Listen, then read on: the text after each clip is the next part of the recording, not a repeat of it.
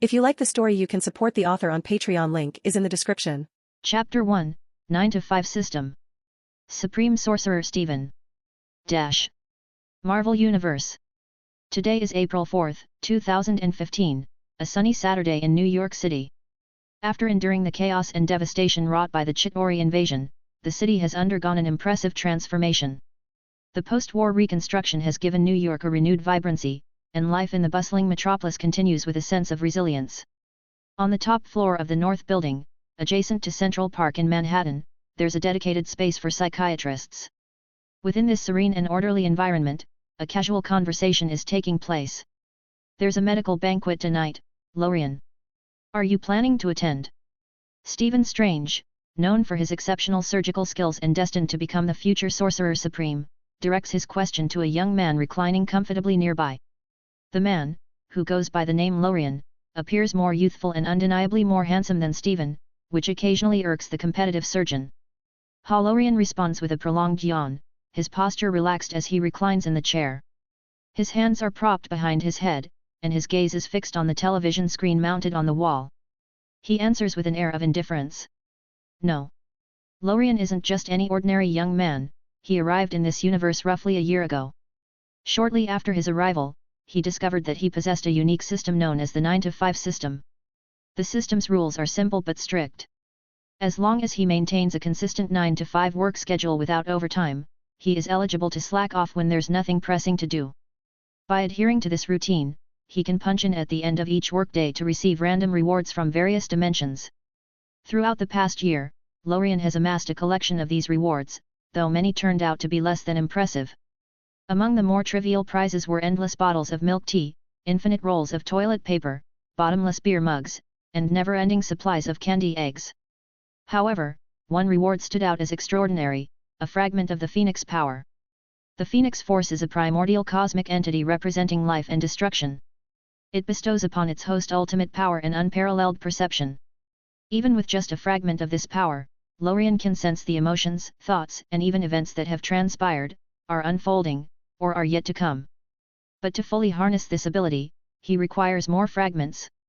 So far, he has obtained only one. Leveraging this extraordinary power, Lorien pursued a career in psychology, which perfectly suited his desire to adhere to a 9 to 5 schedule without the need for overtime.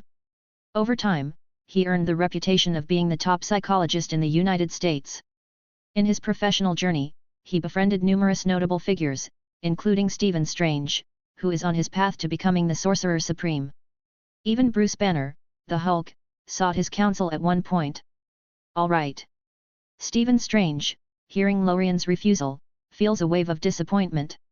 He knows that persuading Lorien requires more than just an ordinary invitation, it needs to be enticing enough to pique his interest. Lorien glances at his watch. The time reads 4:30 p.m. He informs Stephen, "I have half an hour left before I get off work." The key to benefiting from his system lies in adhering strictly to his 9 to 5 work schedule. Any deviation, particularly working overtime, is not permissible. Lorien must leave the office at precisely 5 p.m. to punch in for his system's rewards. Even if the coveted heart of the universe were to appear in his office after hours, Lorien would regard it as inconsequential, steadfast in his commitment to the system's rules. Once his workday ends, his time is his own to manage. He declines the party not out of apathy but because such events hold little appeal to him. Social gatherings filled with self-aggrandizing chatter and idle bragging seem tedious compared to his preferred leisure activities, like gaming or appreciating the city's sights. As the clock ticks closer to 5 p.m., Stephen Strange quickly reassesses his approach. Observing Lorien's relaxed demeanor and lack of enthusiasm, he decides to add more details. This isn't merely a banquet, it's an exchange meeting. There will be doctor mentors, assistant teams, and university groups in attendance. Despite the promising description, Lorien remains unmoved, his attention still fixed on the television. Stephen, sensing the need for a more compelling argument, continues with a knowing smile. "I mean, there will be various college girls and assistants, and they'll definitely be captivated by someone like you." He raises his eyebrows suggestively, hoping to spark Lorien's interest. This seems to catch Lorien's attention. He glances once more at his watch, then shifts his gaze to his empty schedule book. With a hint of a smile playing on his lips, he considers the invitation.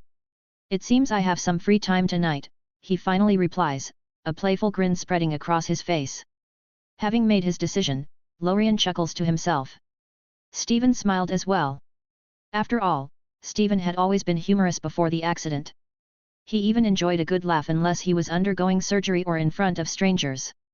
It was only after he became the Sorcerer Supreme that his humor became more reserved. Think about it, he's in his 20s or 30s, drives a Lamborghini, has good looks, a reputation for skill, and naturally, he's interested in attractive women. And Lorien was no exception. All men are like that. Why pretend otherwise?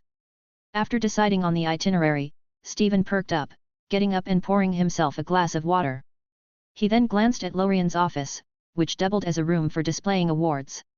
In Lorien's compact yet luxurious home, you could find all sorts of opulent decorations, furniture, and collectibles scattered around. If everything were sold, their total value might be in the tens of millions. But Lorien hadn't purchased any of these items, they were all gifts from his clients. This clearly illustrated how powerful and well-regarded Lorien was in his field. It was also one of the reasons why Stephen admired him and wanted to be his friend.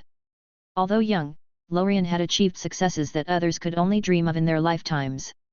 Much like Stephen himself. Chapter 2, Sokovia War. Gwen Stacy. As the afternoon drew to a close, Lorien silently thought, sign in. Check-in successful, reward received, 10 packs of super popping candy. He was getting used to it. The next moment, with a click from the door lock, Lorien and Stephen appeared outside the office door. They made their way to the elevator leading to the underground garage. Stephen looked back at the office door and then checked the time on his watch. Are you always this punctual? He asked. Of course, Lorien replied, glancing at him. Even if the world were to end at 4:30, I'd still make sure to leave work on time at 5 o'clock. Stephen raised an eyebrow. Then how do you manage to survive that extra half hour? Ding dong. As the elevator doors opened, Lorien stepped in and turned to Stephen. By my unwavering resolve to neither leave early nor be late. Woo! Woo! Woo! The roar of an engine filled the air as a black Lamborghini sped out of the North Building's underground garage, heading straight to the banquet venue. This car belonged to Stephen. As a top surgeon in the world, and with his US credentials, buying a Lamborghini was a breeze for him. In this land of opportunity, if you're capable, you can earn as much as you want. The reason Lorien didn't drive his own car was simple: when you don't have one, you want one, but once you have one, you often can't be bothered to drive it. Especially when you own enough to buy any mass-produced car in the world, you just lose interest. The Lamborghini moved smoothly along the road. Stephen, holding the steering wheel with his right hand, leaned his left hand against the car window and spoke to Lorien. If you don't drive your Ferrari, the dust on it will be thicker than a pizza. Wearing sunglasses and resting his head lazily on the car seat, Lorien complained, first of all, my car is parked in a VIP spot and gets cleaned daily. Secondly, could you please change these car seats? They're so uncomfortable. To be honest, Lamborghini seats aren't known for their comfort. But ergonomically, they do provide a sense of competition. Faced with Lorien's complaint, Stephen shook his head. No, I won't change them.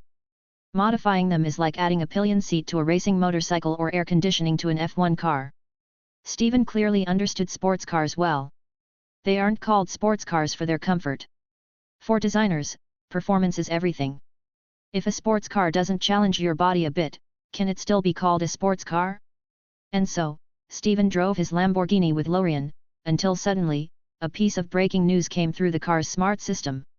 At 5:20 p.m. New York time, the Avengers are engaged in combat with an unidentified terrorist force in Sokovia. Notable heroes, including Iron Man and Captain America, are involved. The conflict has resulted in Sokovia being transformed into an island rising into the sky, now hovering thousands of meters above ground. How will the Avengers handle this crisis? How can they ensure the safety of local residents' property? Good job. The news first highlighted key figures and then started posing questions about property, no less. What about lives? Aren't they important too? And isn't this the same scenario as the Sokovia conflict in Avengers: Age of Ultron?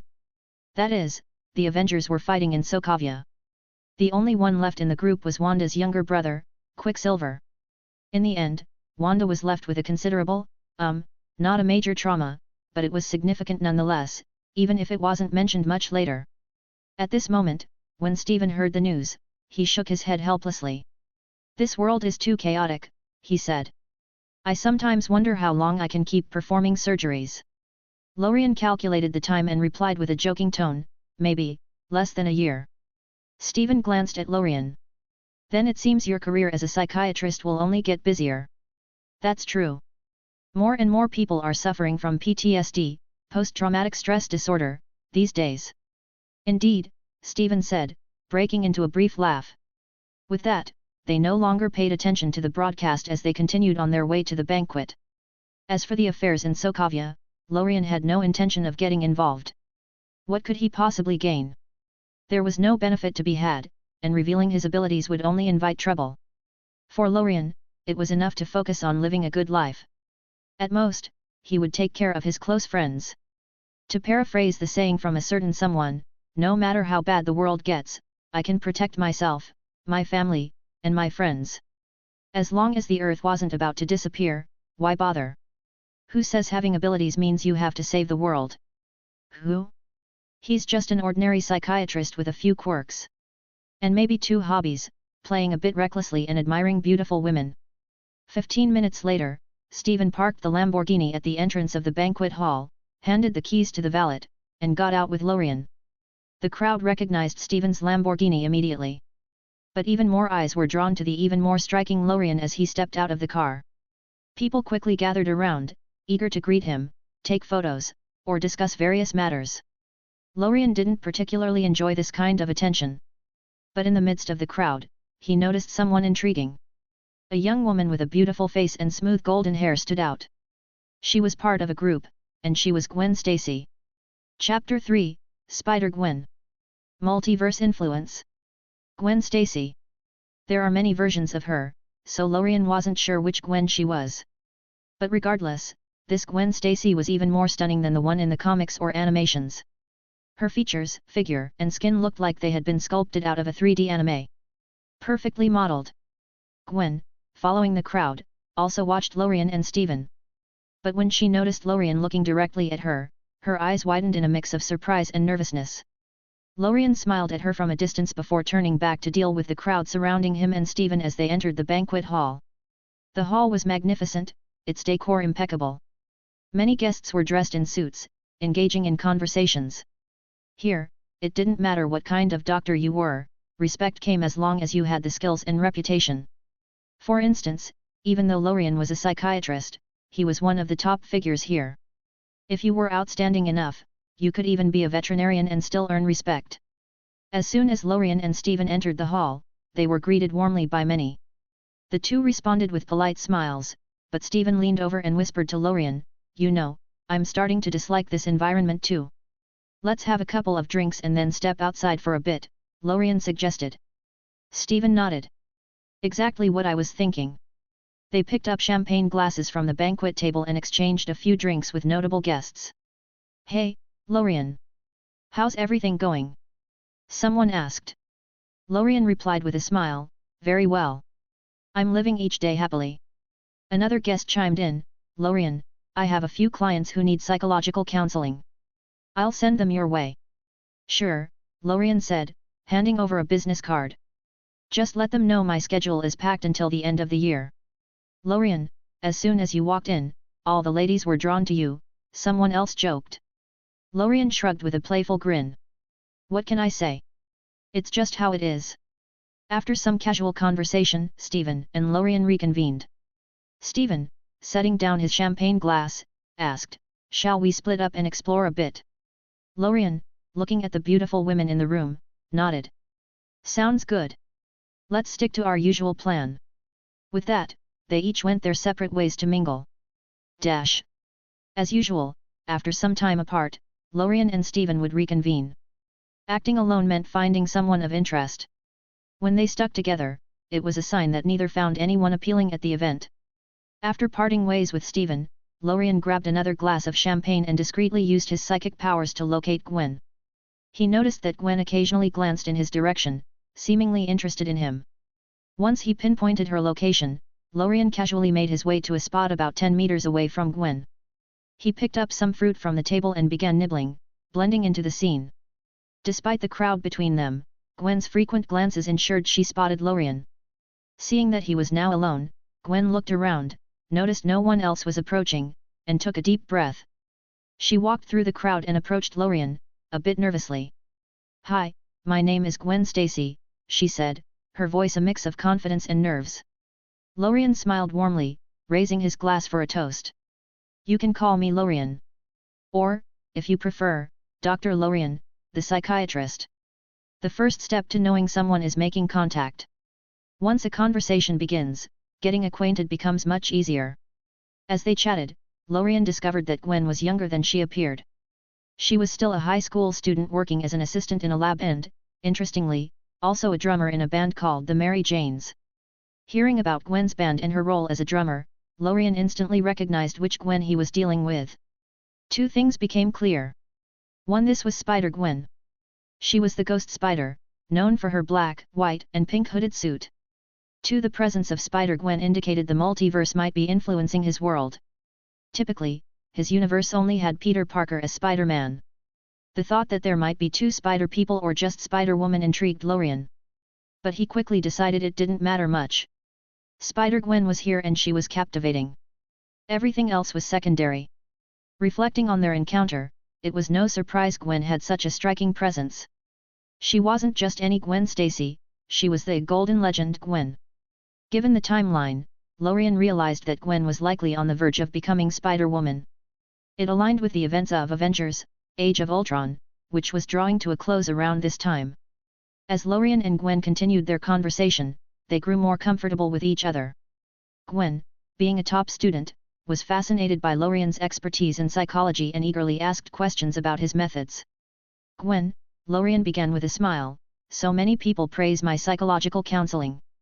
They often say it's transformative. Would you like to experience it yourself? I could arrange a session for you." "Really? That sounds amazing," Gwen responded enthusiastically. "But how exactly do you counsel them? What's your approach?" Lorien leaned in slightly. "Well, it involves a mix of empathy, observation, listening, questioning, and a touch of compassion." Gwen laughed. "Lorien, you're hilarious." Their conversation flowed effortlessly, full of laughter and curiosity. Gwen was thoroughly impressed by Lorien's knowledge and charm and promised to visit his office when she had time. Chapter 4, Phoenix Force Fragments. The end of Avengers 2. While Lorien and Gwen enjoyed their conversation, the news reported the catastrophic outcome in Sokovia. The Avengers had emerged victorious, but at a staggering cost. Sokovia had been obliterated, leaving nothing behind. The casualties were immense, with hundreds or even thousands dead or injured, and all properties destroyed. In the aftermath, Scarlet Witch Wanda Maximoff collapsed to the ground, tears streaming down her face. Her brother, Quicksilver, had perished along with Sokovia. She couldn't even give him a proper burial or say a final goodbye. The Avengers, standing a few steps behind Wanda, shared a somber silence, reflecting on the heavy toll of their battle. Everyone frowned slightly. Natasha also felt a pang of discomfort. "I'm very sorry," Hawkeye said, approaching Wanda with a sincere apology. "Your brother died to save me.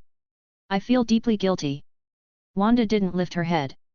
She spoke in a sorrowful tone, "If you feel guilty, will my brother be resurrected?" A heavy silence fell over the group. The weight of losing a loved one was palpable. Captain America clapped his hands, stepping forward to break the silence. "Come on, Avengers. We have more to do. There are more difficult challenges ahead." Captain America's words, though somber, carried a sense of resolve. Everyone nodded, sighed, and then started to act on their own. Wanda continued to cry for a while before closing her eyes, wiping her tears, and leaving the scene. In the aftermath of the events from Captain America, the Winter Soldier, especially the chaos caused by the Insight Project in Washington, SHIELD had faded from the public eye. Tony Stark had taken the lead in establishing the Avengers base, marked by a prominent A logo. This shift symbolized a new era for the Avengers. However, these changes meant little to Lorien. After exchanging contact information with a delighted Gwen, he watched her leave, called away by her team. Back at the medical banquet in New York, Lorien was savoring the moment. He had just exchanged contact details with Gwen, who left with a smile. Stephen approached Lorien, glass of wine in hand, and glanced at Gwen as she walked away. Is she of age? She's about to graduate from high school, Lorien replied. Oh, then you're safe from any legal trouble, Stephen joked, earning a middle finger from Lorien. Stephen's jest was a nod to the varying age of consent laws in the United States. Most states consider someone of legal age once they finish high school. Stephen's comment was more a backhanded compliment about Gwen's youthful beauty. What? Are you back so soon? Just taking another walk? Lorien asked Stephen, noticing his quick return. It's the same old story, Stephen sighed. I think Christine is the best partner for my future. Christine Palmer, a fellow trauma surgeon and Stephen's colleague, shared a close relationship with him. They were on the brink of transitioning from friends to something more. Lorien nodded. Then make your move sooner rather than later. Stephen pondered this, then sighed and turned the conversation back to Lorien. But tell me, why do so many women flock to you, yet I never see you take any of them home? Lorien used to drive a Ferrari, a car that, combined with his looks and status, drew a lot of female attention. Yet, despite the opportunities, Lorien never seemed to take advantage. He didn't bring anyone home, nor did he drive anyone else's car back. Stephen was genuinely puzzled. Lorien appreciated beautiful women but didn't pursue any of them. Why? Through the power of the Phoenix, Lorien sensed Stephen's thoughts. Stephen was questioning whether Lorien was even interested in women. If you think one step further, your Lamborghini will be at the bottom of the sea tonight, Lorien warned. Okay, I'm sorry, Stephen quickly apologized, shaking his head with a sigh. I have to admire your mental abilities, Lorien. Lorien smirked. Stephen had no idea how powerful the Phoenix Force truly was. If fully formed, the Phoenix Force could rival the strength of the Celestials and beyond. It was an immense power with only two significant drawbacks. One, collecting fragments. Without gathering its fragments, the Phoenix Force's power remains limited. Lorien's current strength was on par with a lesser cosmic being, but as he collected more fragments, he could ascend to the level of a single universe, multiverse, or even beyond. To the Phoenix's will, the Phoenix Force carried its own will, often influencing its host to varying degrees. When Lorien first gained this power, the Phoenix's presence was almost maddening, constantly hovering in his mind. Fortunately, Lorien had acquired a subsequent ability through his journey, purification. At first, Lorien underestimated purification's potential.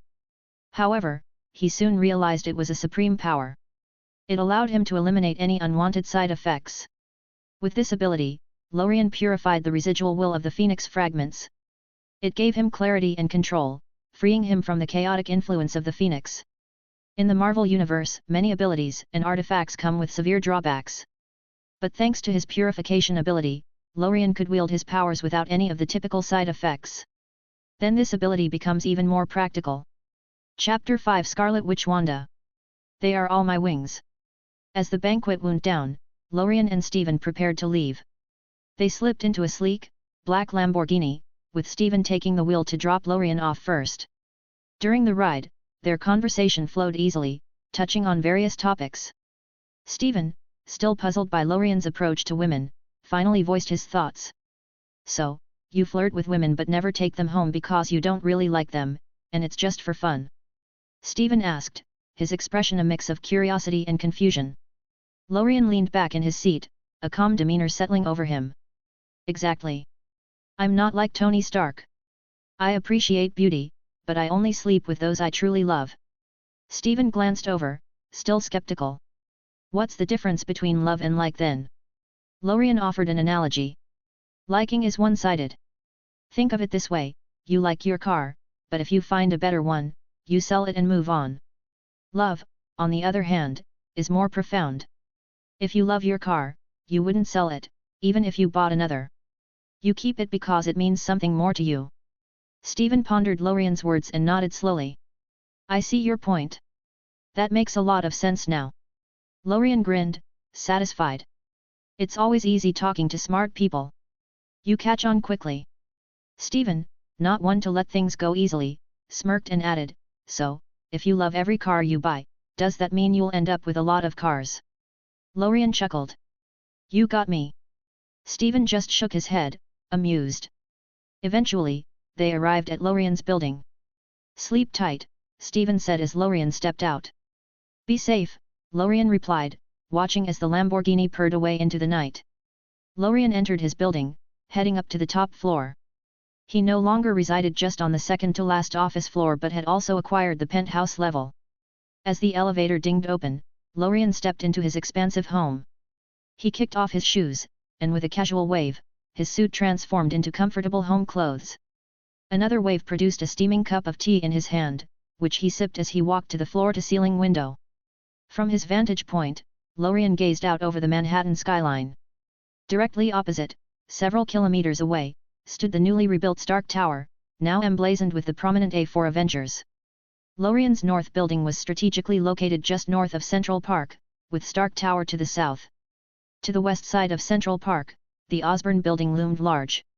He mused briefly about how Central Park could complete the picture if the Sanctum Sanctorum of the Sorcerer Supreme were situated on the east side. It would be perfect for a game of mahjong, he thought wryly. Lorien took another sip of his never-ending cup of tea, savoring the moment. He then returned the tea to its magical space with a flick of his wrist. Feeling a bit restless, Lorien stretched and contemplated what to do next. Maybe some games, he thought, acknowledging the solitary nature of his current life. But he knew this solitude wouldn't last much longer. Soon, he would have more company. Meanwhile, at the Avengers base, it was a restless night. Wanda lay in her bed, staring at the ceiling, unable to sleep. The destruction of Sokovia weighed heavily on her mind. Her home was now nothing more than a massive crater. Despite her remarkable abilities, Wanda now found herself bound to the Avengers. It wasn't simply an invitation to join, it was almost a necessity imposed upon her. Both Nick Fury and Captain America understood the danger of letting someone with her potential operate as a free agent. So, Wanda stayed at the Avengers base. She had the option to rent a place outside with her stipend, but it never felt right. Sokovia had been her home, and now, nothing could replace the familiarity and comfort it once provided. That night, after days of sleepless turmoil, she finally succumbed to exhaustion and drifted into a troubled sleep. The next morning, Wanda awoke still entrenched in her grief. The weight of Sokovia's destruction and her brother's death bore down on her spirit, leaving her in a state of deep melancholy. Even the combined efforts of her teammates to uplift her spirits proved futile. Natasha's attempts at comfort, though well-meaning, fell on deaf ears.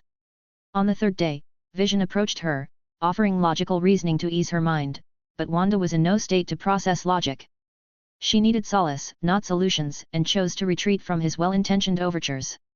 As the days turned into a week, Wanda's condition did not improve. She remained a ghostly figure within the base, her interactions reduced to monosyllabic responses.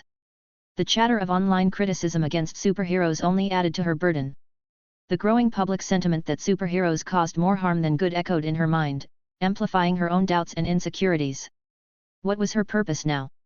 Did the Avengers even have a place in a world that seemed to reject them? Chapter 6 Desperate Scarlet Witch. Go see a psychiatrist. A fortnight later, Wanda accompanied the Avengers on a mission to capture a terrorist organization. The team included stalwarts like Captain America, Hawkeye, Natasha, and Falcon. The mission, which spanned into the afternoon, was nearing completion when tragedy struck. In a desperate attempt to save Captain America, Wanda wielded her chaos magic but miscalculated, sending an explosive device hurtling into the sky. The resultant explosion decimated the floor below, turning a building into a scene of carnage and despair. Wanda was engulfed by a wave of guilt. The anguished cries and the sight of the wounded and dying seared into her memory. As Captain America rushed to aid the victims, Wanda stood immobilized, staring at her trembling hands. The very powers she once saw as a blessing now felt like a curse. The notion of never using her abilities again took root in her mind. Natasha approached her, intending to offer words of comfort, but Captain America's urgent call for assistance drew her away. Wanda returned to the base, her spirit crushed under the weight of her own actions and the mounting external pressures. Days turned into weeks. Wanda's depression deepened, and her behavior became more reclusive. She barely spoke, her once vibrant personality now a shadow of its former self. She took to wearing a hood, even during missions, as if to shield herself from the judgmental eyes of the world. The constant barrage of criticism against superheroes online further isolated her, each harsh word a dagger to her already wounded psyche. The Avengers, too, felt the sting of public disapproval. Debates raged online, with some arguing that superheroes needed to be controlled to prevent further destruction. This relentless scrutiny weighed heavily on Wanda, reinforcing her growing sense of inadequacy and guilt. Tony Stark, ever the keen observer, noticed Wanda's deteriorating state. He stood with folded arms, contemplating her situation. Natasha, joining him, voiced her concerns. "She needs a change," she said, her tone laced with urgency. "If she doesn't, her spirit and mentality will eventually collapse." Hawkeye, who had been quietly listening, nodded in agreement. "Yes, if this continues, she might find a remote place to live alone, or even leave the Avengers on her own." Tony remained silent, deep in thought. The implications of Wanda's potential departure weighed heavily on him. Then, as if struck by a sudden revelation, he snapped his fingers. "Got it," he said decisively. He headed to his car and retrieved a business card, his expression resolute. Returning to Wanda, Tony placed the card gently on the seat beside her. "Miss Wanda Maximoff," he began, his voice steady and compassionate, "I'm covering this. Go see the person on this card. Consider it a trip to clear your head." He continued, "Many have recommended him to me. They say he's the best psychiatrist in the world. You should give him a try." Wanda glanced at the card, her eyes lingering on the embossed text. Lorien. Address, Floor XX, North Building, Manhattan, New York. The business card radiated an air of professionalism and care, contrasting starkly with Wanda's current turmoil. The business card Tony handed to Wanda was unlike any she had seen before. It was crafted from a thin slice of fragrant, yet sturdy wood, exuding a unique aura. Engraved on it were the name Lorien and his office address. However, it lacked any business introduction or contact details. This omission wasn't an oversight. Given Lorien's renown, openly displaying his contact information would have inundated him with endless calls. He preferred to share his number selectively, choosing clients based on their demeanor, wealth, or attractiveness. If they seemed promising or particularly beautiful, he might offer his contact information, otherwise, he would not. Wanda stared at the address on the card, feeling an almost mystical pull from the chaos magic within her. It was as if her powers were whispering to her, urging her to go. Go, go. After a moment's hesitation, she nodded and agreed, "I'll go, just in a few days." Relieved, Tony didn't linger. He left quickly but was soon intercepted by Natasha and Hawkeye as he approached his car. "What card did you give her?" Natasha asked, her voice tinged with curiosity and concern. Tony, just about to put on his sunglasses, paused and lowered them slightly. "I told you, it's the card of a top psychiatrist." He continued, "I've met him a couple of times.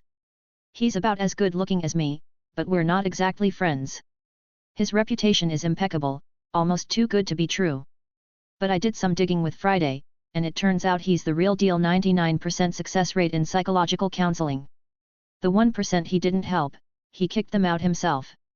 As someone well versed in the elite circles of society, Tony was familiar with Lorien's reputation.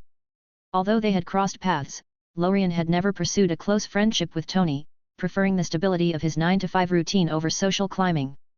Tony, on his part, found Lorien's good looks a bit too competitive, fearing they might outshine his own charm. Natasha and Hawkeye exchanged glances, trying to process this information. Hawkeye voiced their shared skepticism. "You're sending a superhero with massive magical powers to an ordinary shrink." Chapter 7, Spider-Gwen's arrival. Check in multiple times. This was a sentiment shared by many. It was like asking a head of state to seek advice from a layperson, ludicrous on the surface. Wanda, after all, was a powerful witch, and her issues were far from ordinary. The idea of an average psychologist being able to help seemed far-fetched. Natasha, although silent, wasn't entirely convinced. With her background in psychological training, she understood the importance of self-reliance in such matters. The role of a counselor was merely to assist, the real work had to come from within the individual. Tony, unfazed, slid his sunglasses back on and started his car. "How should I know? I haven't tried it myself. Whether it works or not, it's worth a shot. At the very least, it gives her a break. Just consider it a temporary reprieve." With that, he revved the engine and sped off, leaving Natasha and Hawkeye to ponder the unconventional approach. Back in the building, life continued for Lorien. Over the past few weeks, he had adhered to his routine of signing in every day, but the rewards he received were often underwhelming. Items like the Crayon Shin-chan complete comic book, Queen's Death is Whip, super delicious milk tea recipe, and delicious fried rice X10 filled his inventory. Each item seemed trivial. What use did a complete comic series or a recipe have in his line of work? The whip, while intriguing, didn't have much practical application in his everyday life. Sure, the milk tea recipe and fried rice might be enjoyable, but they hardly advanced his goals. During this period, Lorien also attended to a few clients. His approach remained straightforward and effective, solving their issues with a clarity and simplicity that belied the complexity of their problems. Lorien reclined comfortably in his chair, glancing out at the bustling city below. Over the past few days, he had kept a close eye on the news. The Avengers were under fire, not entirely opposed by the public but criticized for their unchecked freedom. This backlash was growing into a call for more control over the superheroes, a familiar narrative that Lorien knew all too well from the plot of Captain America: Civil War. For now, it was just a proposal circulating among the upper echelons of society and government. When it would actually be put to a vote was anyone's guess, but it signaled the beginning of significant changes on the horizon. It was a typical afternoon when Lorien finally welcomed a client he found particularly intriguing: Gwen Stacy. Or, as he suspected, Spider-Gwen. Ding! The soft chime of the elevator announced Gwen's arrival. She stepped out, her jacket hood drawn up, and hesitated outside Lorien's office door. Her father was the commissioner of the New York Police Department, and she knew that Lorien's counseling services came at a steep price.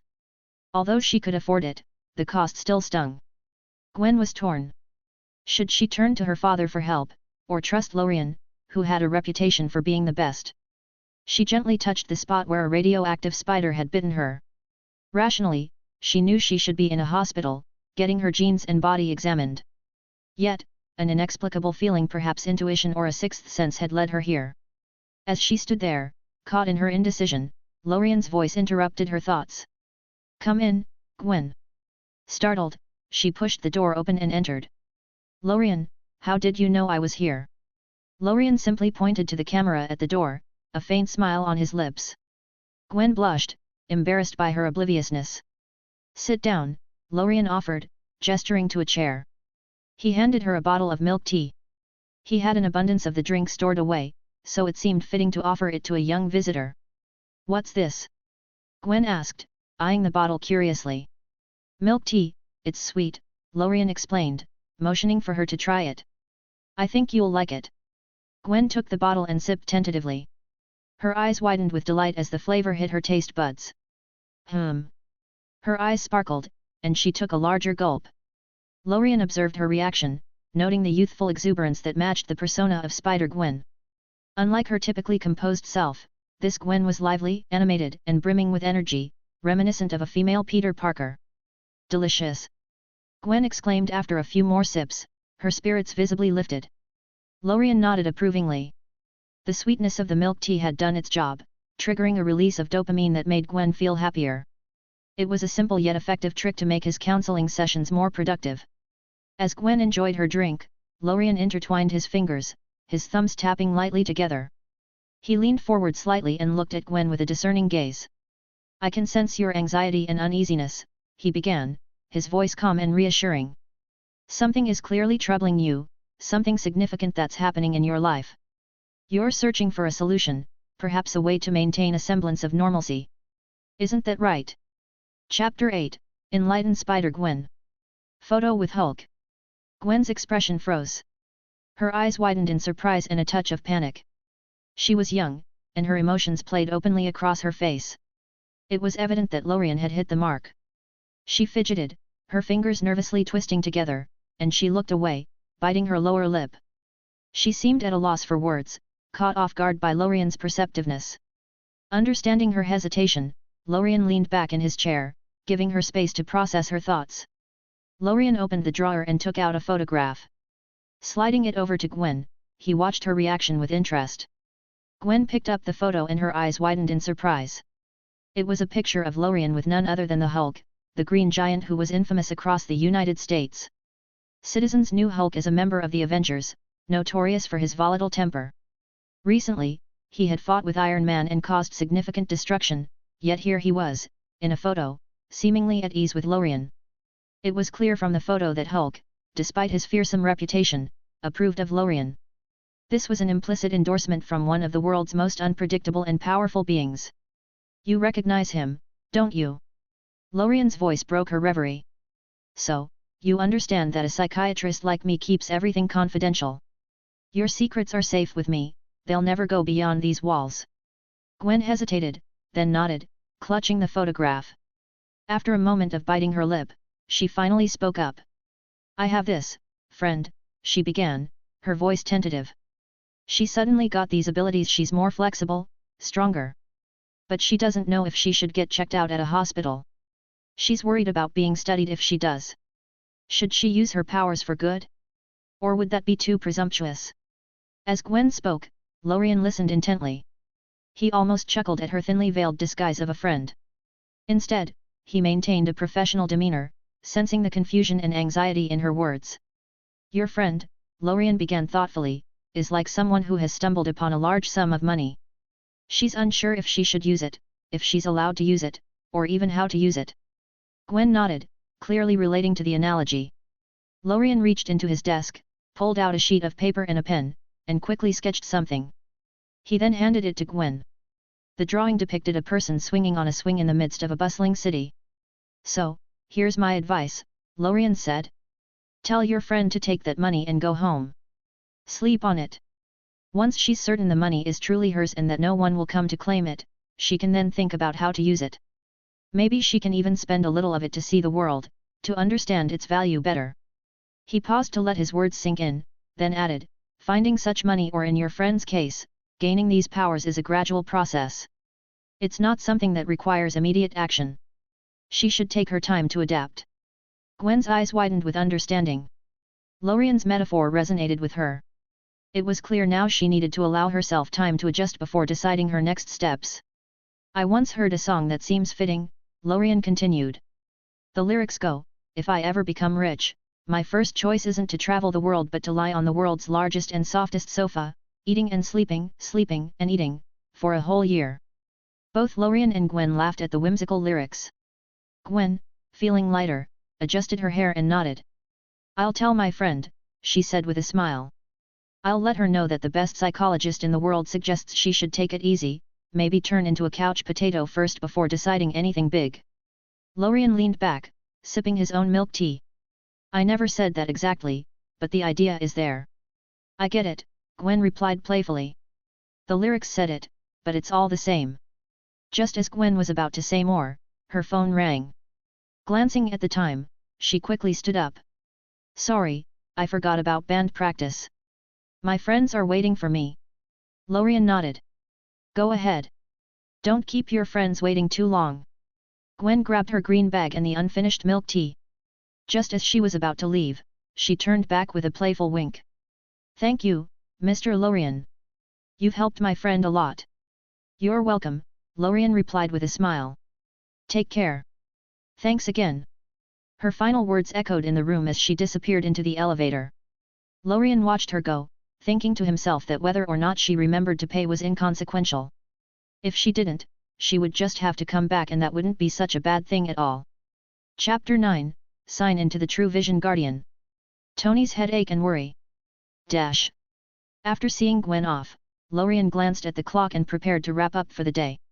As the hands pointed to 5 o'clock in the afternoon, he shut his office door and headed out. Check-in, Lorien murmured to himself. Check-in successful. Obtain, True Vision Guardian X3. True Vision Guardian. Lorien read the description that appeared. True Vision Guard, once activated, it creates a zone within which any form of external surveillance, visual, electronic, or psychic becomes ineffective unless it physically enters the range. Understanding dawned on Lorien. The true eye from Runeterra, he thought. This was an invaluable tool. Perfect, he nodded with satisfaction. With 3 of these, he could place one in his office and one at home, ensuring both places were shielded from unwanted observation. Given the capabilities of beings like Jarvis, Ultron, and Vision, who could exploit cameras worldwide, installing one at home seemed essential to maintain privacy. Dash. As evening descended, Wanda Maximoff sat in her room at the Avengers base, deep in thought, staring at the wooden business card Tony had handed her. She had searched the address on her phone, it was located in Manhattan, one of the most bustling parts of New York City. Currently, Wanda had little desire to visit such a crowded place. The internet was rife with criticism of her. People were calling her an evil witch, blaming her for the collateral damage caused during her last mission. The guilt weighed heavily on her, and she found herself oscillating between two thoughts. 1. Never using her powers again. 2. Avoiding crowded places entirely. Wanda yearned for solitude, a quiet life away from the judgmental eyes of society. Yet, deep down, she also longed for normalcy, to walk the streets, enjoy simple pleasures, and experience happiness without fear or guilt. For these reasons, she decided to give Lorien's advice a chance. She glanced down at the business card once more before tucking it into her pocket.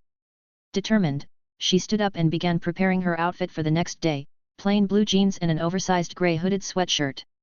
This way, she hoped to blend in and avoid being recognized as the Scarlet Witch. Meanwhile, at the newly renovated Stark Tower, Tony Stark sat in his chair, feeling the weight of public opinion pressing down on him. Friday had compiled and analyzed the current sentiments of the citizens, and the prognosis was grim. Tony rubbed his temples as he reviewed the data. Jarvis, his trusted AI, had evolved into Vision, and now he was dealing with the fallout of their latest crisis. The internet was a battleground of opinions, and nearly half of them were negative towards superheroes. Among those who still supported the Avengers, many were fans of individual heroes rather than the concept of superheroes as a whole. For every supporter, there seemed to be a critic, voicing anger and opposition. Hey, Tony sighed deeply, feeling the stress mount. Sir, according to my calculations, there are 2 most effective ways to quell the opposition. Friday's voice broke through his thoughts. Tony leaned back and closed his eyes, one hand holding his forehead. Let's hear them. Option 1, the Avengers successfully avert a world-ending crisis, demonstrating to society that superheroes are indispensable in dire situations. Tony exhaled sharply, not looking up. And the second? Option 2, the Avengers go into hiding. Based on current internet information cycles, discussions would decrease by 70% within a year and approach optimal levels in about 3 years.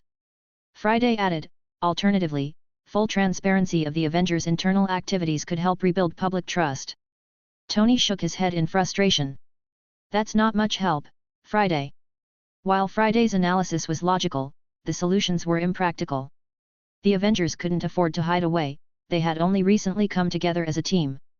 Moreover, they had just prevented a massive disaster, though the fallout had left Tony in a particularly bad light. Success had brought them honor, but their recent failures had attracted immense criticism. With no clear turnaround in sight, every effort to repair their image seemed futile. Tony glanced at a piece of equipment on the table beside him.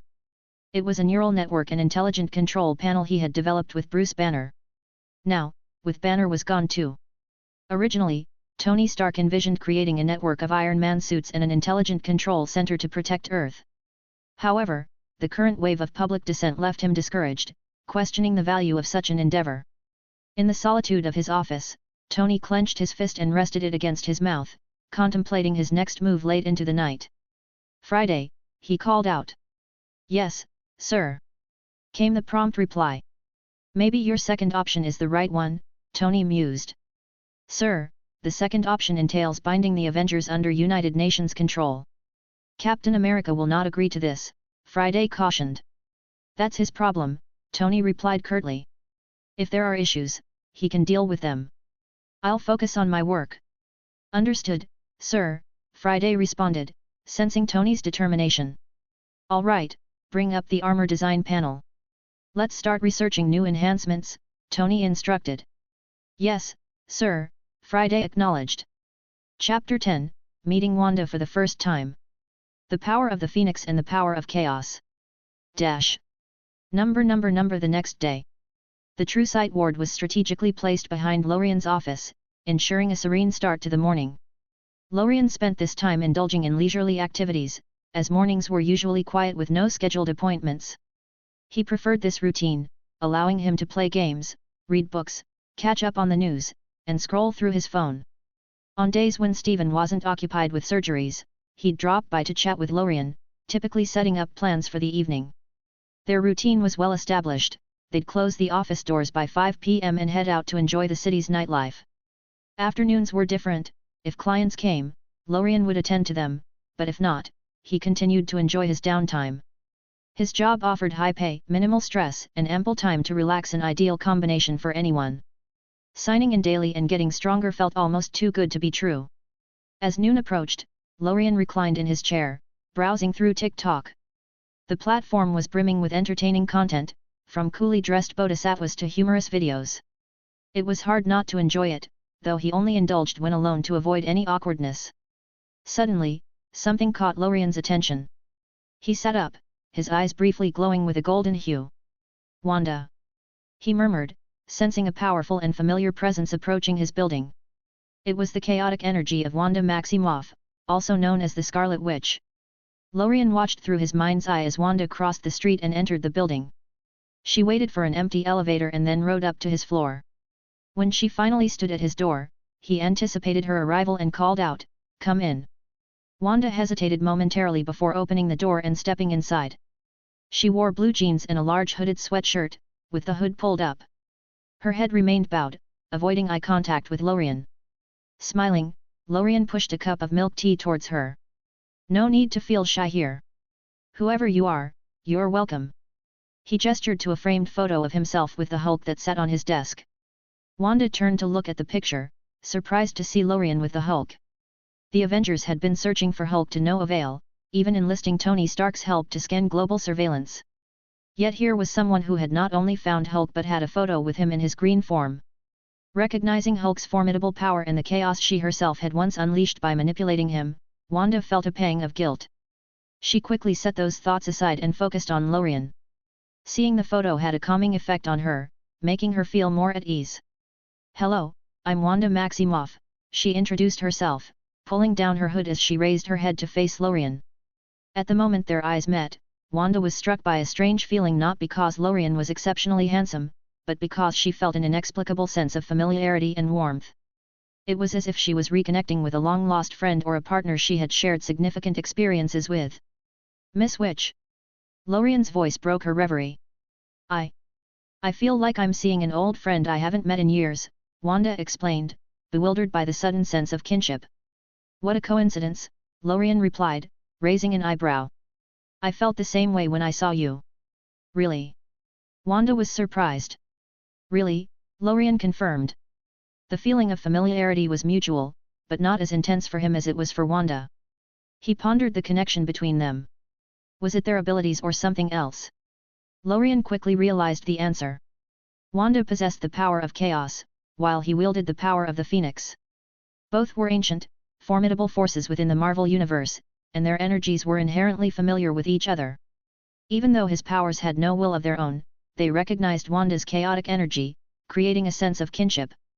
Understanding this, Lorien smiled. "It seems our abilities know each other well. That's why we feel this connection." Lorien nodded, finally grasping the inexplicable bond they shared.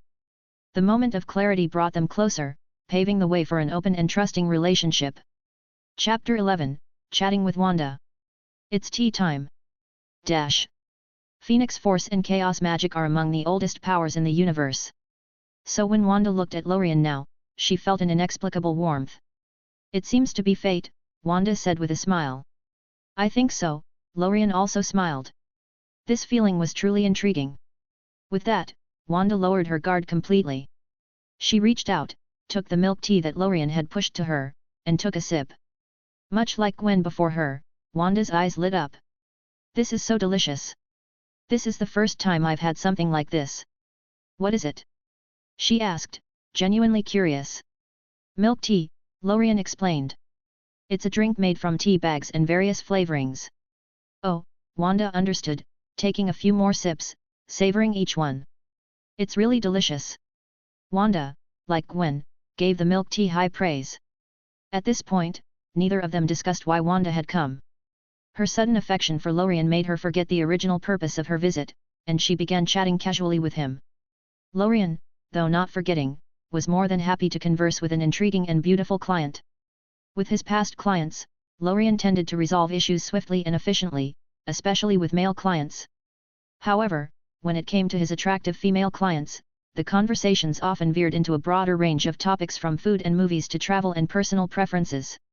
"So, Lorien and Wanda started talking about milk tea, which naturally led them to discuss the furniture and collectibles in Lorien's office.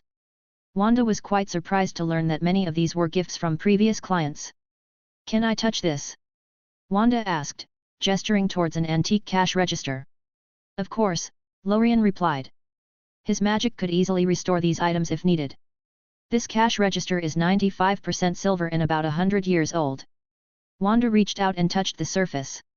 The intricate patterns etched into the silver gave it a high-end, artistic feel. "It's beautiful," she remarked.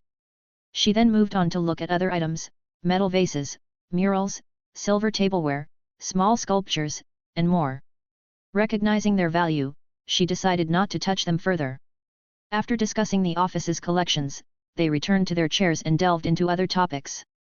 Wanda spoke about her hometown and confessed that she didn't particularly enjoy being a superhero, feeling somewhat forced into the role.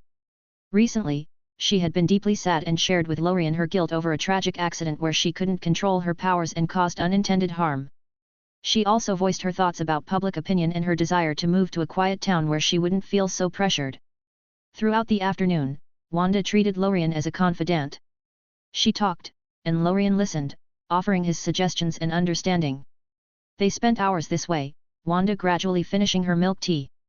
Those who understand the nuances of human interaction know that when someone shares their secrets and opens up fully, it marks the beginning of their dependency and trust. How things progress from there depends on the listener's response. And Lorien was definitely not just any listener. Slurp slurp. As Wanda sucked up the last bit of milk tea, she realized she had been talking to Lorien for hours. "Sorry, it seems like I've been the one doing all the talking," she said, feeling a bit embarrassed for taking up so much of his time. Lorien shook his head. Listening is also a form of psychological counseling. At the mention of psychological counseling, Wanda remembered why she had come. "I forgot to mention, it was Mr. Tony Stark who gave me your card and suggested I visit." "Tony?" Lorien was a bit surprised, then smiled. "Then it seems I owe him a thank you." "Thank you?"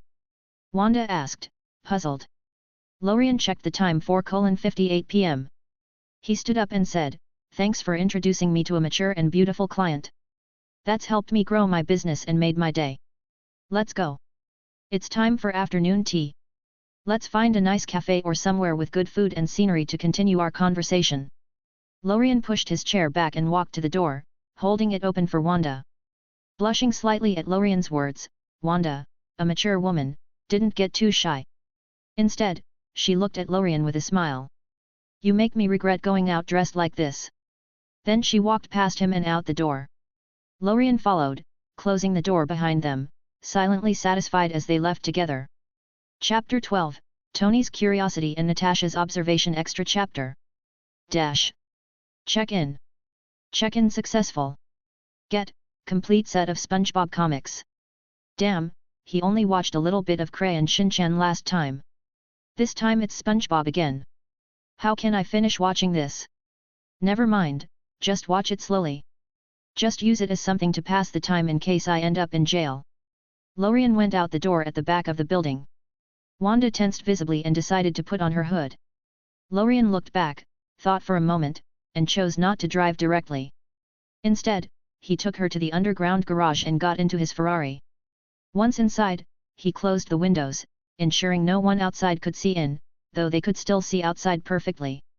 "Thank you, your car looks great," Wanda said as she took off her hood after getting into the car.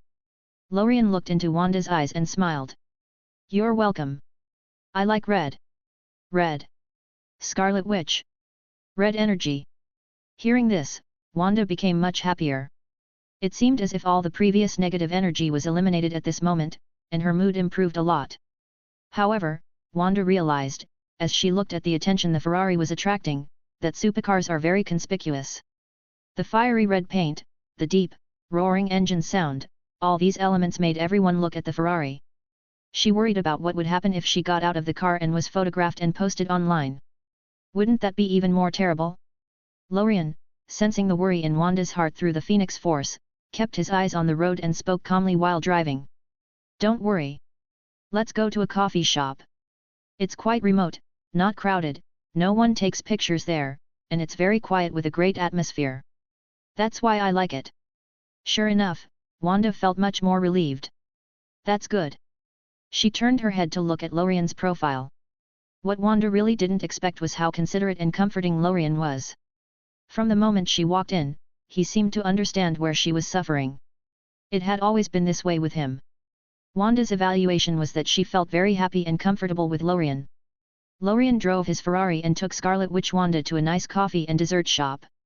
After the Ferrari left, a figure stopped among the crowd on the street and whispered into a headset, "Tony, I need you to give me the destination address for this Ferrari." Inside the Stark building, Tony Stark looked at the surveillance footage pulled up by Friday and couldn't help but voice his confusion. "Natasha, I was the one who introduced the psychiatrist to Wanda. And now you're spying here? If I'm discovered, what will people think of me? Who will explain this to Wanda?" Tony couldn't understand Natasha's behavior. "No, Tony, I'm not spying, just observing," Natasha replied as she walked to the side of the road. She headed towards the address Tony had given her and continued, "Wanda's mental state has been very bad lately. I've been trained as a SHIELD agent, and I know this is the time when she's most vulnerable to manipulation. And the person she's contacted is a psychologist, the best one at that. So after discussing it these past few days, I thought it would be helpful for me to observe Wanda's condition." Tony shook his head helplessly as he watched Natasha move. "It's up to you, but don't involve me if you get caught." The call between them ended there. Although Tony had said that, he still asked Friday to analyze Lorien's situation. "Friday, analyze this guy?" "Yes, sir." Tony just wanted to see if Lorien had done anything bad. Friday analyzed Lorien's action path and whether he had committed any illegal activities. After a few seconds, Friday's cold voice reported, "Sir, the target has not committed any illegal acts. Among his friends is Dr. Bruce Banner." "What?" Tony instantly raised his head and looked at the display panel. "Show me the data you collected." Tony hadn't expected that the person he casually introduced would know Banner. Given how important Banner was to Tony, he was also worried. Although Vision's creation could be considered Tony's failure, Banner had helped him throughout the process. Tony was very grateful to Banner and was even more concerned about Banner's disappearance now. "Sir, Dr. Banner met Mr. Lorien about a year ago. Scanning past records indicates that Dr. Banner has sought psychological help from Mr. Lorien many times. After receiving help, Dr. Banner was able to remain calm even after transforming, and they took photos together. This suggests that Dr. Banner's usual calmness is likely due to Mr. Lorien's efforts. They have a very close friendship." Comment. 12 Comment. Vote. Chapter 13, Chapter 13 Afternoon Tea with Wanda. The Benefits of Magic. Chapter 13 Afternoon Tea with Wanda. The Benefits of Magic. After reading the information provided by Friday, Tony Stark became even more curious about Lorien. It turns out there is someone with such close ties to the Avengers? And he's also Banner's good friend? Given Banner's treatment results, Tony speculated that Banner might even consider Lorien a buddy. Tony pondered for a moment, resting his chin on one hand, then nodded thoughtfully. "Maybe I need to get to know the best psychiatrist in the United States." "Do you need an appointment, sir?" Friday responded. "But you may need to visit in person first, as Dr. Lorien does not accept any form of telephone or online appointments." Tony raised his eyebrows, feeling that Lorien was a bit of an enigma. "Is there really someone in the United States with a higher status than me? I'll have to meet him sometime." Meanwhile, after driving for about 20 minutes, Lorien's Ferrari finally arrived at their destination, a coffee and dessert shop by the sea, nestled behind some woods. Upon arrival, being a considerate person, Lorien parked his car away from the cafe. The Ferrari's engine sound, though melodious, was a bit loud and could be disruptive in such a quiet place.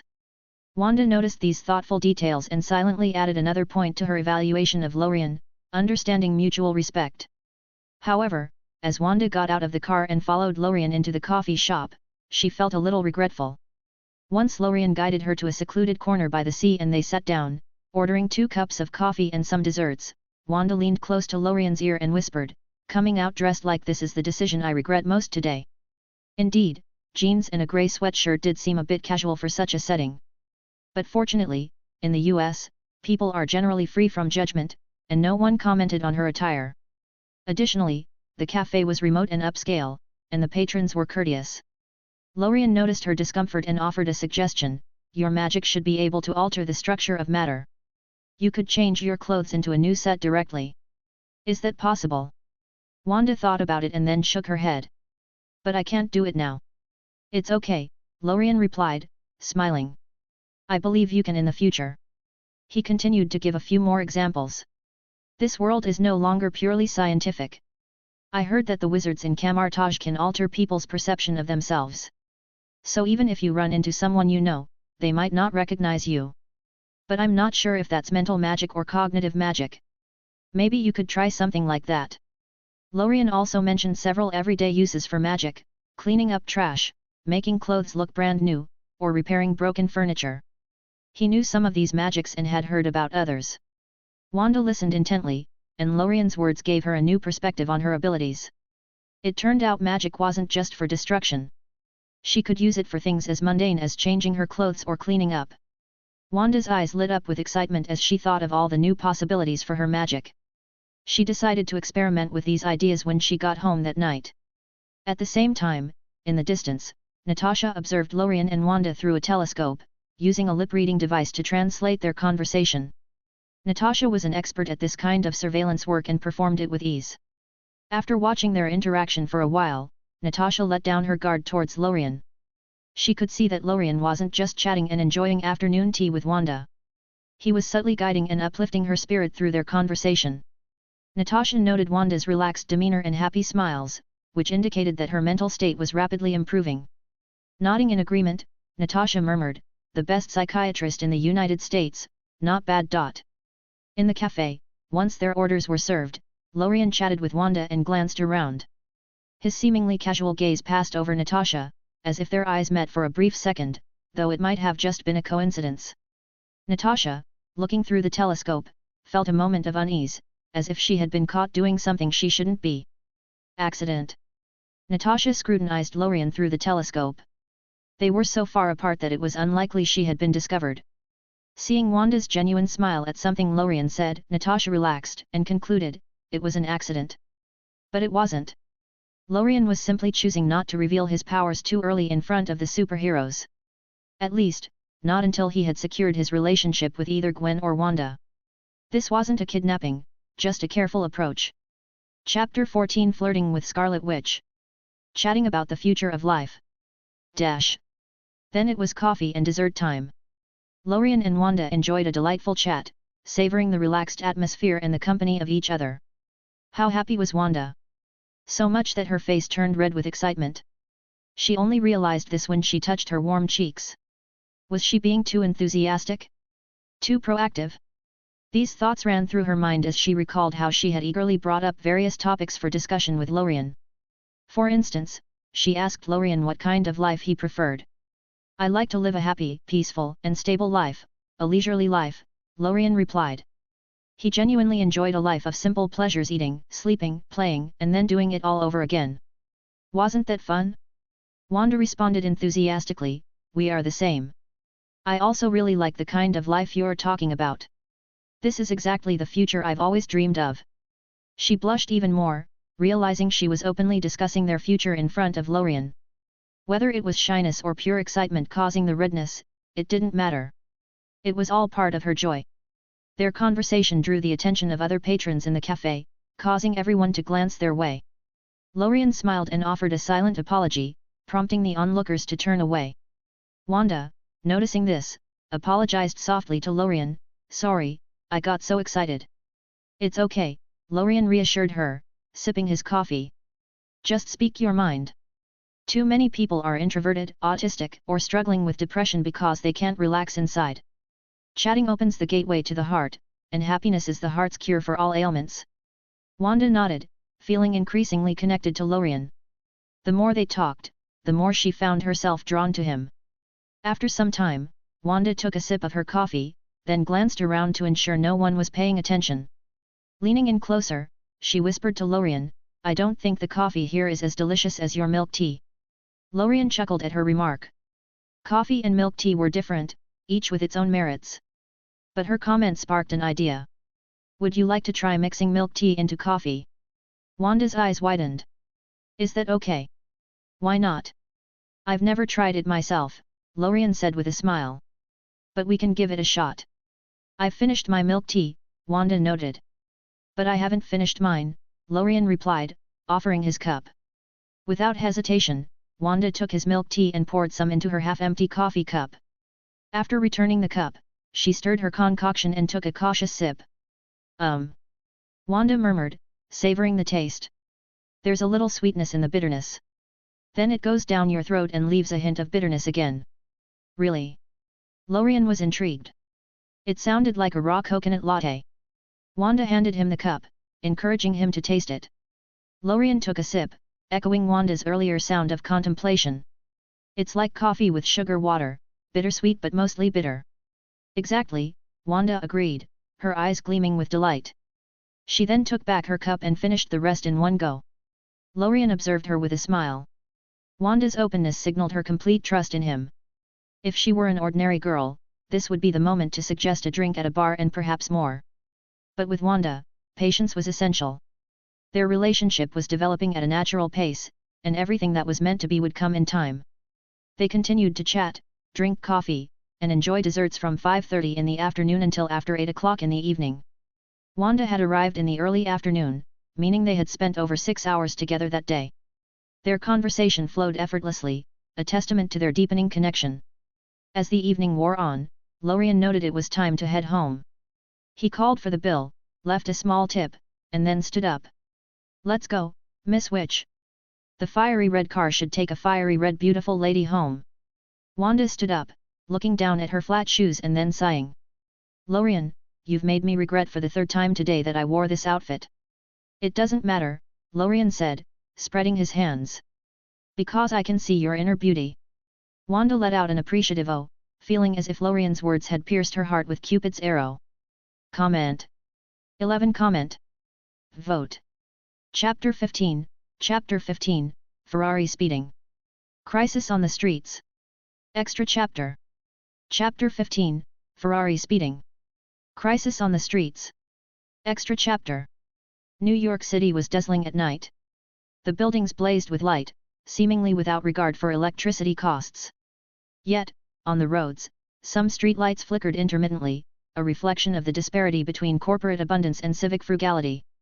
Lorien's fiery red Ferrari roared down the streets, a testament to his hard work. Wanda, seated in the passenger seat, gazed out the window, slightly lowering it to let the cool breeze caress her cheeks. She found herself reluctant to return to the Avengers base. Anywhere but there, she thought. She wanted to drive anywhere, just not home.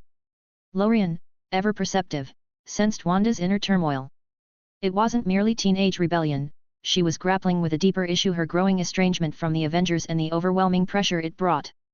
With Lorien, she enjoyed carefree chats, meals, and serene moments. At the base, she faced the brunt of online vitriol and the suffocating atmosphere of high-stakes missions. Lorien considered her feelings, then suggested, I remember there's a 190-meter high Ferris wheel in New York that overlooks the entire city. It's also on the way. Do you want to go see it? In truth, it wasn't exactly on their route, a slight detour was required. But Wanda's eyes lit up at the idea. She turned to Lorien, her enthusiasm evident. Go! She exclaimed urgently. Lorien grinned, shifted his grip to both hands on the steering wheel, and smoothly navigated onto the expressway. Hold on tight, he advised, before pressing the accelerator. The Ferrari's V12 engine roared to life, its deep growl akin to a lion's roar. The car surged forward with such force that the front lifted slightly from the sheer power. Both Lorien and Wanda were thrust back into their seats, experiencing the exhilarating sensation of rapid acceleration. Oh! Wanda screamed, but her fear quickly gave way to excitement. She stole glances at Lorien's confident profile and then turned to watch the road, feeling the thrill of the ride. Lorien's expression was one of fierce confidence, a smile playing at the corners of his lips. Minutes later, the Ferrari exited the highway, heading towards the Ferris wheel. Inside the car, Wanda's chest heaved with excitement. Despite the loose sweatshirt she wore, it was evident that her heart was pounding. That was incredible! She exclaimed, catching her breath and looking at Lorien with sheer delight. It feels so good! Lorien understood her unfiltered joy. In European and American culture, such directness was normal, especially when expressing feelings to someone you liked. He responded frankly, that's why I drive this car. I wouldn't want to drive it without you in the passenger seat, Wanda. Wanda was taken aback, her hand covering her lips in surprise. She smiled back, her eyes sparkling. I believe you, Lorien. I noticed you didn't want to drive initially. You only decided to drive after seeing my predicament. I see that you're a good man. In her world, being a good man was high praise, not a derogatory term. Lorien accepted her compliment with a satisfied nod. You're right, Wanda. I, Lorien, accept your praise wholeheartedly. Wanda burst into laughter at Lorien's playful confidence. As they approached the streets near the Ferris wheel, the Ferrari had to slow down, drawing the gaze of pedestrians. Wanda knew the car's windows were tinted to allow views only from the inside, so she leaned against the window to observe the street scenes outside. Suddenly, screams filled the air. Ah! Monsters! Lots of rats! Help me! People on the street were in a panic. Wanda turned to Lorien, who confirmed with a nod, something's happening. Her instincts as an Avenger kicked in. She wanted to help, but uncertainty gripped her. Usually, she had teammates to rely on, but now she was alone. What if she made a mistake and caused more harm? The fear of failure and criticism loomed large. Sensing her hesitation, Lorien took action. With one hand on the steering wheel, he drove towards the commotion. With his other hand, he gently held Wanda's, offering reassurance. Don't worry. I'll go with you. Wanda's eyes widened. Lorien, you're just a regular person. She protested, concerned for his safety. It's okay, Lorien said calmly. He parked the Ferrari on the side of the road, then stepped out, opening Wanda's door and extending his hand. You need positive experiences to heal. Only positive influences can truly improve people's lives. I'm your psychologist, and it's my responsibility to help you overcome this. Trust me. Wanda, touched by his resolve and support, took his hand. I trust you, she replied, finding strength in his words and presence. Chapter 16, Mutant Rat Crisis. Spider-Gwen is on the move. Extra chapter. Looking at the people fleeing around, Wanda and Lorien held hands and rushed in the direction the crowd was fleeing. Wanda felt an unusual sense of urgency and hope as she clutched Lorien's hand. It was as if his hand offered her a lifeline, a beacon of hope in the chaos. As they made their way towards the scene, Wanda's focus wasn't on the danger ahead but on Lorien.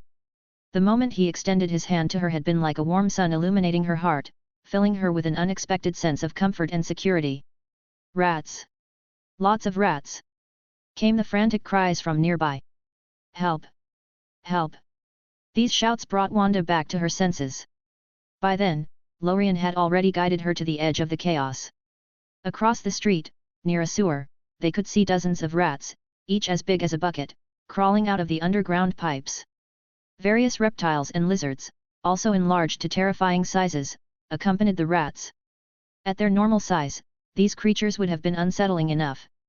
Now, with their massive forms, some even as large as children, they were truly horrifying. Wanda gripped Lorien's hand tighter, startled by the sight. Lorien turned to her and said, "Listen to me, Wanda.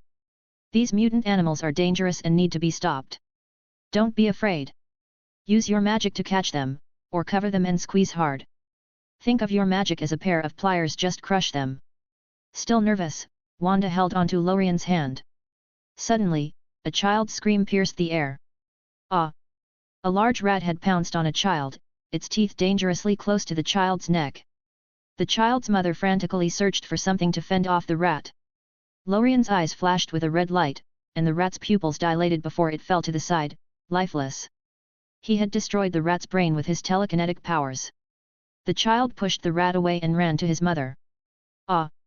Another person was knocked down by a rat. This time, Lorien didn't intervene. He had only acted because the previous victim was a child. Meanwhile, Natasha, who was returning to the base, received a notification. A mutant animal attack was discovered in Elizabeth, New York. "I'll be there right away," she responded, quickly heading to the area where Lorien and Wanda were located. In Queens, New York, a girl in black spandex leggings and a white outer sweatshirt with a pink inner layer was perched on a building. Gwen, feeling a sense of urgency, looked towards Elizabeth. "I feel like there's a crisis going on there," she murmured to herself. After a moment's thought, she decided to investigate. Pulling on her pink and white spider mask, she used her web shooters to swing swiftly towards the scene. Back in Elizabeth, as the crowd was being attacked by the mutant rats, Wanda gathered her courage. Lorien stroked her cheek and looked into her eyes, encouraging her softly, "You can do this. Believe in yourself. Just catch those rats and crush them. It's much easier than saving people. Trust me." With renewed resolve, Wanda nodded and stepped forward. Her actions stood out amidst the crowd retreating in panic. As she moved, she raised her hands, her unique magic gestures forming, and scarlet magical energy gathered in her palms. "It's the Scarlet Witch!"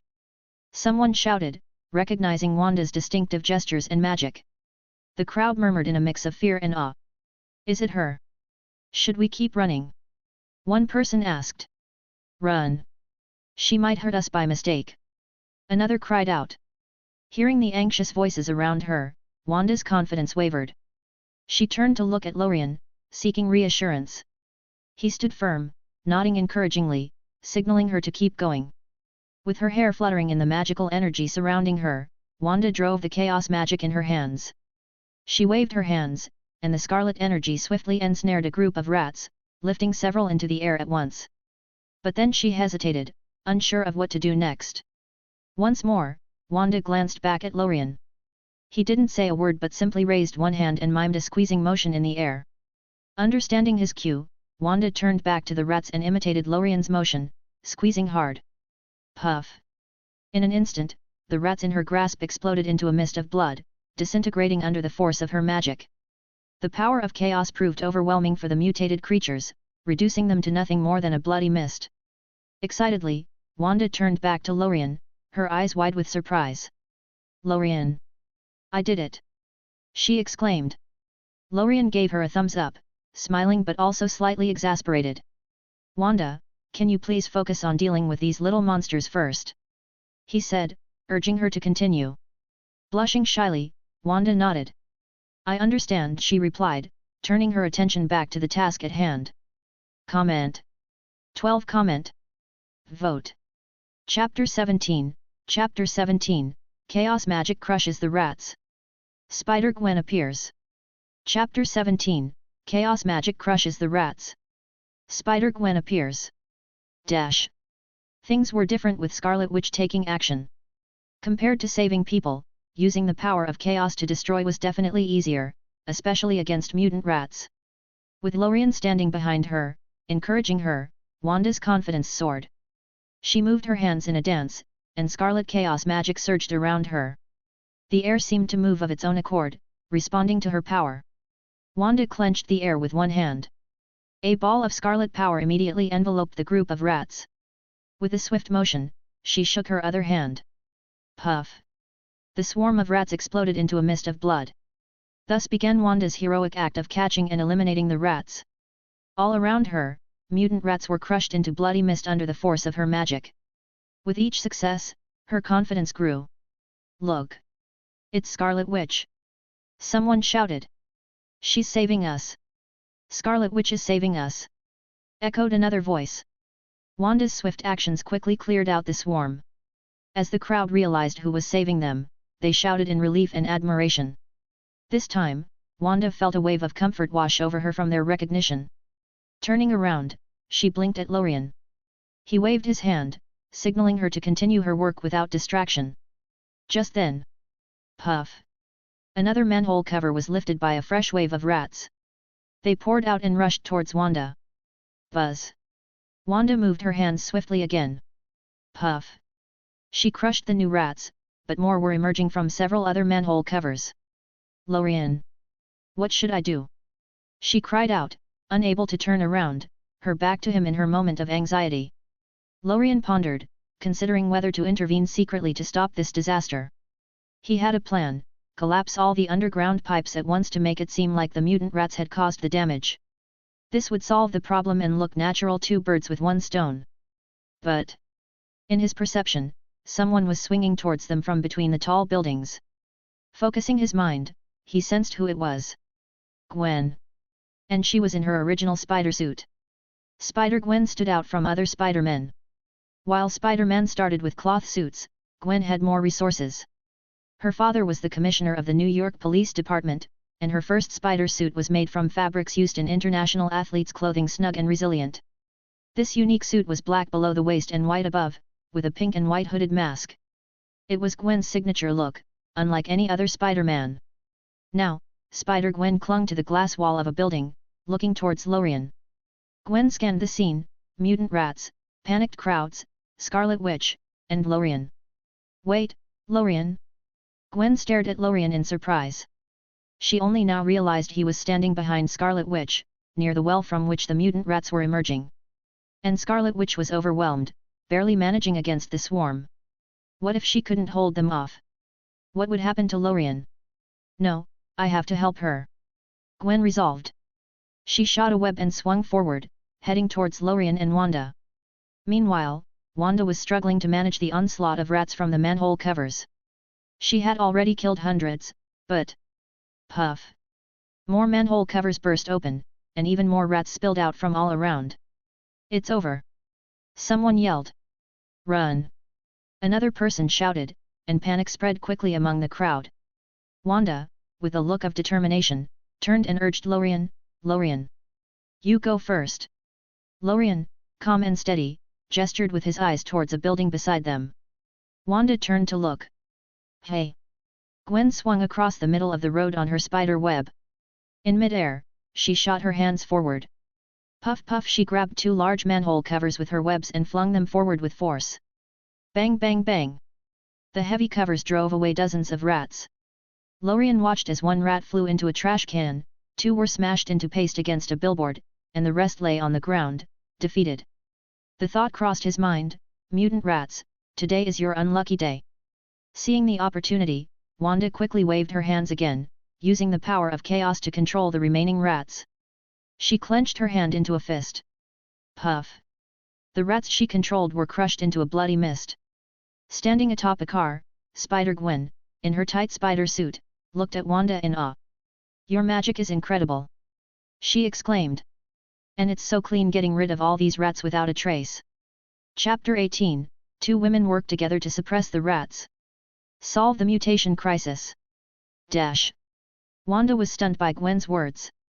She didn't expect that the first thing this girl, who had swooped in to help, would say would be a compliment. Wanda had anticipated something more dramatic like, hurry up, leave this to me. Or XXXX is on the stage. Or even something more nonsensical. But instead, Gwen's first words were praise for her magic. This filled Wanda with unexpected joy. Besides Lorien, someone else was actually appreciating her magical skills. However, before Wanda could fully savor this moment, a new wave of mutant rats and snakes began pouring out of the manholes. She. Gwen quickly assessed the situation. She shot out two strands of spider silk and pulled the manhole covers back into place. Plop plop plop. Despite her efforts, the sheer number of rats threatened to push the covers off again. Wanda noticed this as she used her chaos magic to crush another group of rats. There were just too many to handle all at once. What should we do? Wanda turned, her eyes searching for Lorien again. Lorien thought for a moment. Try using a car to weigh down the manhole covers. These rats definitely can't push up a car. Wanda nodded eagerly. I'll try. But Lorien couldn't resist a bit of humor to lighten the tense moment. By the way, don't use my Ferrari. I needed to take you home later. Puff. Wanda couldn't help but laugh, even in this serious situation. She winked at Lorien and replied, I will. Wanda turned her focus back to the chaos around her. With a wave of her hands, scarlet energy enveloped a nearby car. She guided it over to one of the manhole covers Gwen had closed and set it down with precision. As expected, the weight of the car, measured in tons, was enough to keep the rats from pushing their way out. Well done! Gwen gave Lorien a thumbs up, beaming. Great idea! Lorien smiled at Wanda, then turned to Gwen with a puzzled expression. Your voice. I feel like I've heard it somewhere before. Do we know each other? Ugh! Gwen immediately covered her mouth with her hands and turned her back to Lorien. She answered in a voice that was clearly altered, No, I'm not, you've made a mistake. Her panicked response, though, seemed more like an admission than a denial. In the spirit of the cliched plots of American TV shows, Lorien played along. Okay, it seems I was wrong. Gwen felt a pang of disappointment at his acceptance. She had hoped, maybe even wanted, Lorien to recognize her. But before she could dwell on it, Lorien spoke again, but I really think you look like a girl I met recently. She's very beautiful and has a body similar to yours. Even your voices are alike. Gwen's heart skipped a beat. She wanted to turn around and shout, really? Or yep, that's me. But her rational side held her back. The situation was still too uncertain. She wasn't sure what her powers could truly do or if they might bring trouble. Until she knew for sure, she didn't want to drag Lorien into her world of uncertainty. However, she silently vowed that once she had her spider abilities under control, she would definitely reveal herself to him. In the midst of these thoughts, Lorien suddenly winced as he felt a sharp pain in his side. He turned to see Wanda, who was looking in the opposite direction, clearly trying to act innocent. There was no one else nearby. Nice job, he thought wryly. Just confess your feelings right now. Or better yet, why don't you both get married here and now? Not that he'd mind being involved too. Cough, cough. Okay, okay. Lorien clapped his hands, drawing their attention back to the present crisis. In the distance, the wail of police sirens grew louder. We need to keep these manhole covers sealed for now. The police will be here soon to take over. We don't have enough people to hold them down permanently, but we can at least manage for a bit. Both Wanda and Gwen nodded in agreement. Yet, they said in unison. They quickly set to work. Gwen covered the manholes one by one while Wanda used her chaos magic to move cars over them, sealing them tightly. Any rats that managed to emerge were swiftly dealt with by Wanda's magic, crushed into a bloody mist. After a few rounds of this, all the manholes that could potentially harbor mutant rats were securely compacted. Tit. Tit. Tit. A police car arrived with sirens blaring. Gwen saw that one of the cars belonged to her father. She knew she had to leave quickly. I have to go. She called to Lorien and Wanda, shooting a web and swinging away. Goodbye. Wanda, panting from exhaustion, finally withdrew her hands. Despite her fatigue, she felt a rush of relief and triumph seeing the problem solved. She turned and hugged Lorien tightly, exclaiming, "We did it." Lorien, who had mostly been a bystander during the action, was taken aback by Wanda's sudden embrace. But he wasn't complaining. Patting her shoulder, he whispered, all right. You're Scarlet Witch, a superhero. This is exactly what you can do when you put your mind to it. Now, let's stop hugging. People are filming us with their phones. If we keep this up, the internet will soon be buzzing about Scarlet Witch being in love. /n, give me some power stones, we are reaching the milestone of 900 power stones, make it reach it and I will give you 3 extra chapters and also the more the power stones the more the extra chapters. Comment. 10 comment. Vote. Chapter 19, The Scarlet Witch is passionate. Natasha is here. Extra chapter. Chapter 19, The Scarlet Witch is passionate. Natasha is here. Extra chapter. After the chaos subsided, Lorien was caught off guard by Wanda's sudden embrace. He hadn't anticipated such a reaction, and certainly not what followed. Despite his earlier suggestion to pull away, Wanda held him even tighter, surprising him with her intensity. Lorien quickly realized that something significant had shifted within Wanda. Her emotions were raw and palpable, a complex mix of exhilaration, relief, deep gratitude, and a burgeoning sense of affection. Understanding the depth of the moment, Lorien gently guided Wanda to a more secluded spot. With her still clinging to him, he looked down at her, her face buried against his chest. He spoke softly, trying to grasp the magnitude of her feelings, "Wanda, you." Before he could finish, Wanda tilted her head up and leaned in. Their foreheads touched lightly, and then she kissed him, a tender connection that carried the weight of her unspoken emotions. The proximity of the police sirens drew them back to reality, reluctantly pulling apart with a shared sigh. Despite the dim lighting of their corner, their eyes conveyed a fierce intensity, a silent exchange of emotions that words could not capture. Wanda, still catching her breath, seemed to be seeking assurance and solace. Lorien, sensing her vulnerability, gently touched her face. He wiped the corner of her mouth with his sleeve and spoke in a calming tone, "We have plenty of time, Wanda. There's a lot ahead of us. But for now, we should move, Miss Witch." Wanda, her hand resting on his, nodded softly. Outside on the street, the scene was bustling with police activity. Several squad cars had arrived, and among them were Agent Natasha Romanoff and NYPD Commissioner George Stacy, Gwen Stacy's father. Natasha approached the covered manholes and surveyed the aftermath, noting the unusual sight of cars placed over the manhole covers. Who managed this? Natasha mused aloud, inspecting the scene. And where are they now?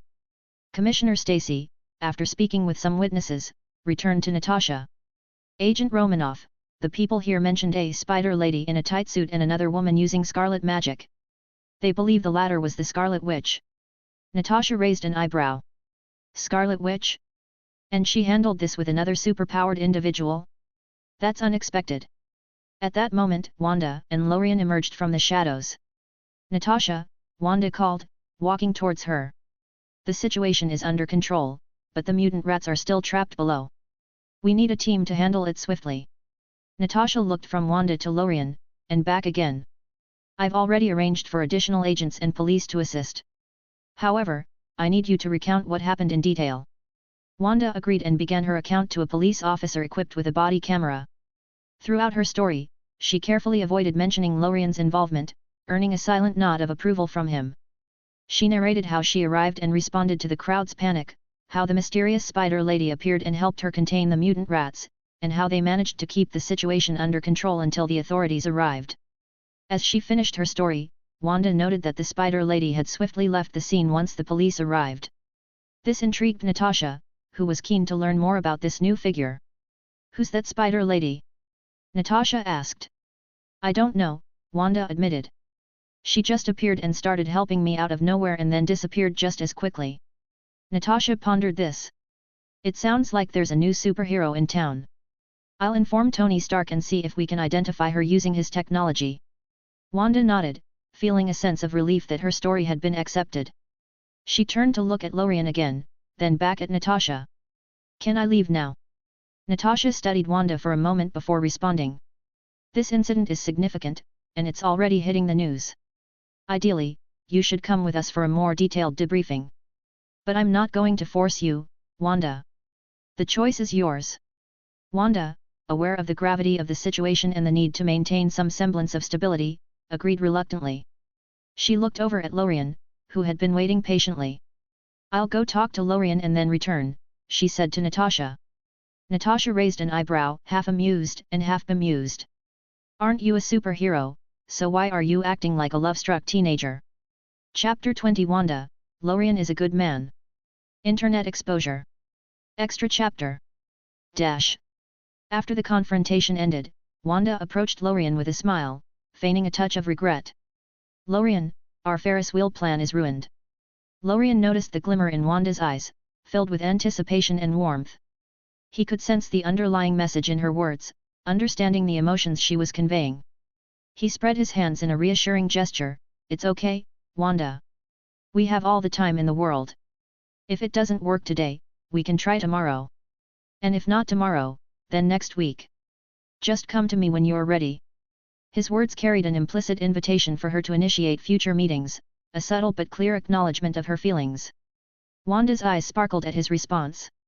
She knew she had the green light to seek him out whenever she wished. Wanda blinked and playfully teased him, then it's a deal. I have to report back to Natasha now. See you soon. With that, she turned and made her way back to Natasha, who was watching from a distance. Lorien stood for a moment, watching her leave, and then nodded to Natasha before heading to his car. As Lorien ignited the engine of his Ferrari, the car roared to life, buzz. And he drove off into the night. Meanwhile, Wanda and Natasha observed Lorien's departure. Natasha broke the silence, her tone thoughtful. That gentleman seems like a good person. I heard he stood by you, supporting and encouraging you through the whole ordeal. Wanda's bright smile slowly faded after Lorien left. She felt an internal shift she couldn't quite explain, and her voice turned more subdued as she replied, he's a good man, Sigma. Natasha raised an eyebrow, puzzled by Wanda's choice of words. Sigma. She echoed, unfamiliar with the term's nuance.